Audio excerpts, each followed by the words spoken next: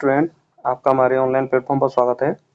दोस्तों, आज हम आरएस प्री की साइंस एंड टेक्नोलॉजी में स्पेस टेक्नोलॉजी के एमसीक्यू के बारे में चर्चा करेंगे। देखिए, स्पेस टेक्नोलॉजी की जो क्लासेज हैं हमने वो ले रखी हैं, तो जिन स्टूडेंट ने वो स्पेस टेक्नोलॉजी क्लास नहीं देखी हैं उन क्लासेस को जरूर देखिए, क्योंकि क्लास समझ में आएगी तभी आपको ये क्वेश्चन आंसर जो है वो अच्छे से समझ में आएंगे।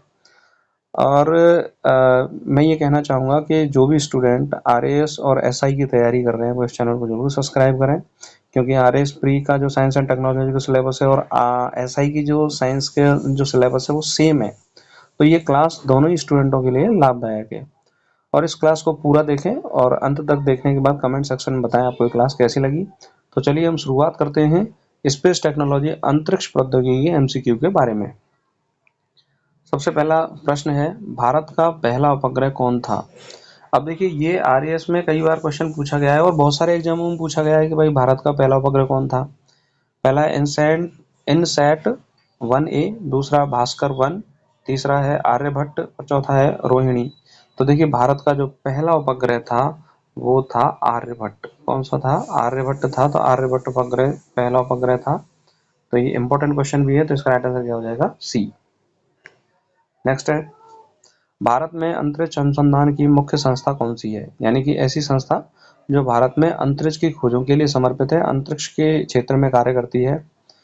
डीआरडीओ, इसरो, बार्क और नासा। तो देखिए, भारत में अंतरिक्ष के क्षेत्र में कार्य करने वाली जो संस्था है वो है इसरो।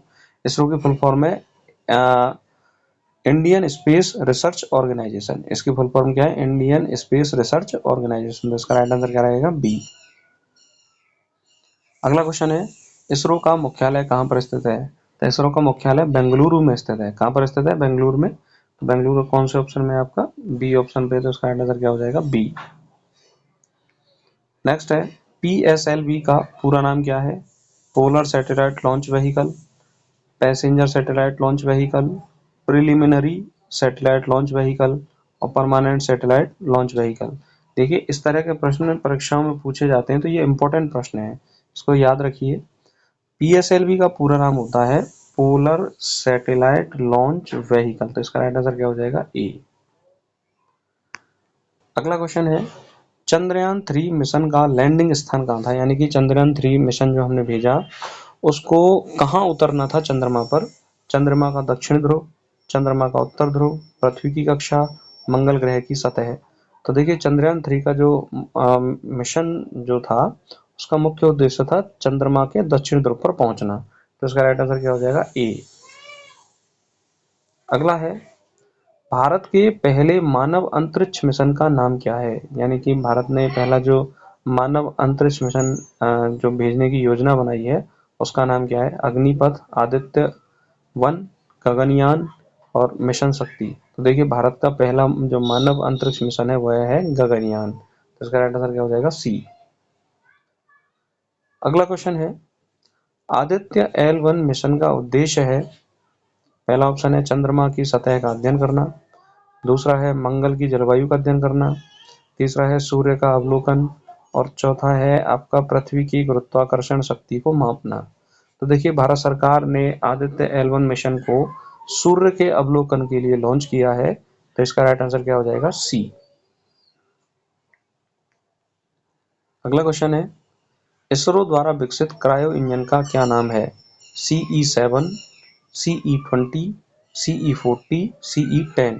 तो देखिए, इसरो ने जो क्रायोजेनिक इंजन विकसित किया है उसका नाम है CE20। क्या नाम है इसका? CE20। तो इसका राइट आंसर क्या हो जाएगा? बी।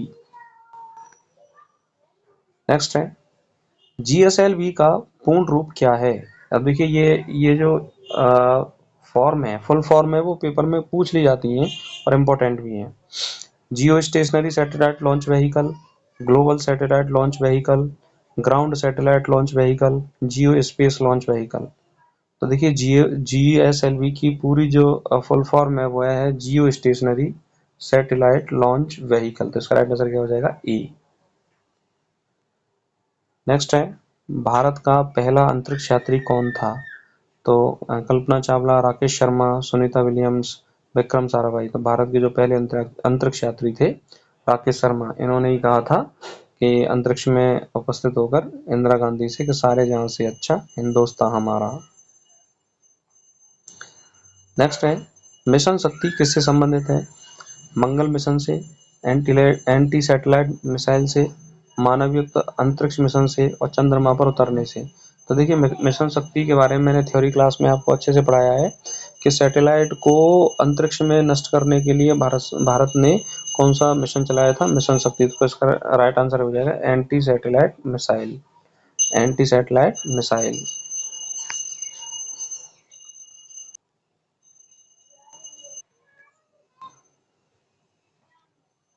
तो अगला क्वेश्चन है इसरो का वाणिज्यिक अंग कौन है?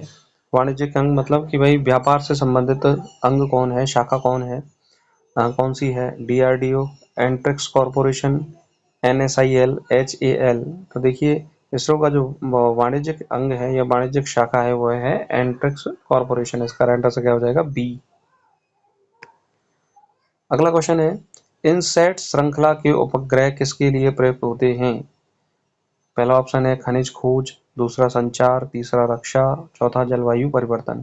तो देखिए इनसैट श्रृंखला के जो उपग्रह हैं उनको संचार के लिए प्रयुक्त किया जाता है। किसके लिए? संचार के लिए। तो इसका राइट आंसर क्या हो जाएगा? बी। नेक्स्ट है भारत द्वारा एक साथ 104 उपग्रहों को किस वर्ष में लॉन्च किया गया? अब देखिए इंपॉर्टेंट है, ये पूछा जा सकता है कि भाई भारत ने 104 उपग्रह एक साथ किस वर्ष लॉन्च किए थे? 2016, 2017, 2018, 2019। तो देखिए ऐसा कारनामा भारत ने 2017 में किया था। तो इसका राइट आंसर क्या हो जाएगा? बी। नेक्स्ट है जी सैट उपग्रह किस उद्देश्य से संबंधित है? जी सैट उपग्रह किस उद्देश्य से संबंधित है? पहला ऑप्शन है पृथ्वी अवलोकन, दूसरा संचार, तीसरा नेविगेशन, चौथा खगोल भौतिकी। तो देखिए जी सैट उपग्रह जो है वो संचार के उद्देश्य से संबंधित है। तो इसका राइट आंसर क्या हो जाएगा? बी। नेक्स्ट है नाविक किसका भारतीय संस्करण है? जीपीएस, जीपीआरएस और एजीपीएस और ग्लोनास। तो नाविक जो है वो भारतीय जीपीएस सिस्टम है। नाविक क्या है? भारतीय जीपीएस सिस्टम। तो इसका राइट आंसर क्या हो जाएगा? ए। नेक्स्ट है निम्नलिखित में से कौन सा प्रक्षेपण यान भारत का नहीं है? पीएसएलवी इंडिया का है, जीएसएलवी इंडिया का है, फाल्कन नहीं है और एसएसएलवी भी इंडिया का है। फाल्कन 9 जो है वो अमेरिका का है। तो इसका राइट आंसर क्या हो जाएगा? सी। इसरो की स्थापना किस वर्ष हुई? ये भी इंपॉर्टेंट क्वेश्चन है, नॉर्मली परीक्षा में पूछ लिया जाता है। 1962, 1969, 1972, 1984।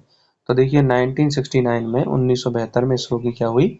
स्थापना हुई। तो इसका राइट आंसर क्या हो जाएगा? बी।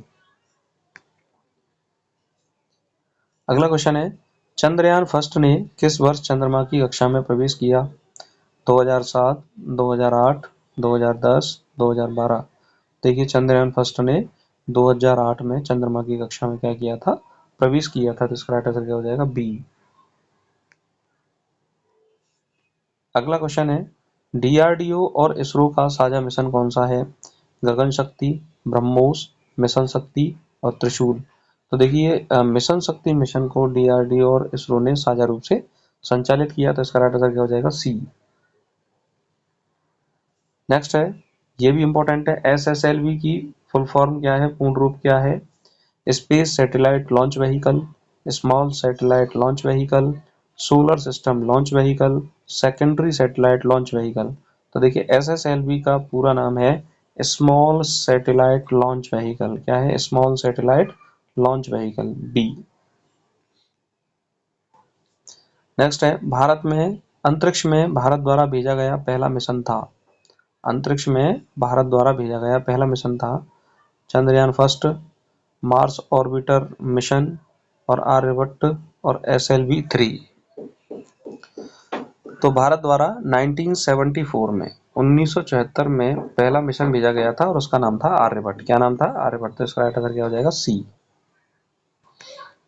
नेक्स्ट है सूर्य का अध्ययन करने वाला पहला भारतीय मिशन है, यानी कि ऐसा कौन सा मिशन है जिसमें सबसे पहले भारत ने सूर्य के अध्ययन के लिए अपना मिशन लॉन्च किया है? पहला है आदित्य L1, दूसरा सूर्ययान, तीसरा गगन सूर्या, चौथा IS सन। तो देखिए आदित्य L1 जो मिशन है वो सूर्य का अध्ययन करने के लिए भारत ने लॉन्च किया है। तो उसका राइट आंसर क्या हो जाएगा? ए। नेक्स्ट है चंद्रयान 2 का ऑर्बिट आज भी किसमें कार्यरत है? पृथ्वी की कक्षा में, चंद्रमा की कक्षा में, अंतरिक्ष केंद्र में और निष्क्रिय हो चुका है। देखिए चंद्रयान 2 मतलब चंद्रमा पर भेजा गया था, तो उसका ऑर्बिटर आज भी चंद्रमा की कक्षा में क्या है? कार्यरत है। इसका राइट आंसर क्या हो जाएगा? बी। नेक्स्ट है विक्रम साराभाई को किस क्षेत्र का जनक कहा जाता है? तो पहला है परमाणु विज्ञान, दूसरा अंतरिक्ष कार्यक्रम, तीसरा भूगर्भ विज्ञान और चौथा भूगोल। तो देखिए डॉक्टर विक्रम साराभाई को अंतरिक्ष कार्यक्रम का जनक कहा जाता है। तो इसका राइट आंसर क्या हो जाएगा? बी। इन्होंने अपना बहुत कुछ योगदान दिया है अंतरिक्ष के क्षेत्र में। तो इसका राइट आंसर क्या है? बी, अंतरिक्ष कार्यक्रम। नेक्स्ट है भारतीय अंतरिक्ष नीति 2023 का उद्देश्य है विदेशी एजेंसियों पर निर्भरता बढ़ाना, निजी क्षेत्र को प्रोत्साहन देना, केवल सरकारी नियंत्रण और निजी कंपनियों को प्रतिबंधित करना। तो देखिए भारत सरकार ने भारतीय अंतरिक्ष नीति 2023 के तहत निजी क्षेत्र को भी प्रोत्साहन देने का क्या किया है? कार्य किया है। तो इसका राइट आंसर क्या हो जाएगा? बी, निजी क्षेत्र को प्रोत्साहन देना। नेक्स्ट है अंतरिक्ष में जैविक प्रयोगों के लिए भारत ने किस मिशन की योजना बनाई है? शून्य मिशन, बायोस्पेस, विहान, गगनयान। तो देखिए अंतरिक्ष में जैविक प्रयोगों के लिए भारत ने गगनयान मिशन को लॉन्च किया है। इसका राइट आंसर क्या हो जाएगा? डी। नेक्स्ट है इसरो का प्रक्षेपण स्थल सतीश धवन अंतरिक्ष केंद्र कहाँ स्थित है? श्रीहरिकोटा, त्रिवेंद्रम, बेंगलुरु और पोखरण। तो ये इंपॉर्टेंट क्वेश्चन है, परीक्षा में पूछा जाता है। तो इसका राइट आंसर है श्रीहरिकोटा। ये कहाँ पर है? सतीश धवन अंतरिक्ष केंद्र कहाँ पर है? श्रीहरिकोटा में। नेक्स्ट है अंतरिक्ष कवाड़ स्पेस डेब्रिस से निपटने के लिए भारत किस तकनीक पर कार्य कर रहा है? लाइट वेपन, सोलर थ्रस्ट, नेत्र प्रोजेक्ट और हाइड्रोजन ड्रोन। तो देखिए अंतरिक्ष कवाड़ स्पेस डेब्रिस से निपटने के लिए भारत नेत्र प्रोजेक्ट पर कार्य कर रहा है। तो इसका आंसर हो जाएगा सी। अगला है मंगलयान मिशन का वैज्ञानिक नाम क्या था? मॉम, मॉड, मॉस और मॉग। तो देखिए मंगलयान मिशन का वैज्ञानिक नाम था मिशन ऑन मंगल। तो इसका वैज्ञानिक नाम था मॉम मिशन। इसको नाम क्या दिया गया था? Mom mission. तो इस तरह से दोस्तों हमने 30 क्वेश्चन के माध्यम से अंतरिक्ष प्रौद्योगिकी के प्रश्नों को समझा और ये समझा कि किस तरह के प्रश्न परीक्षा में आते हैं। आशा करता हूँ कि आपको ये क्लास समझ में आई होगी।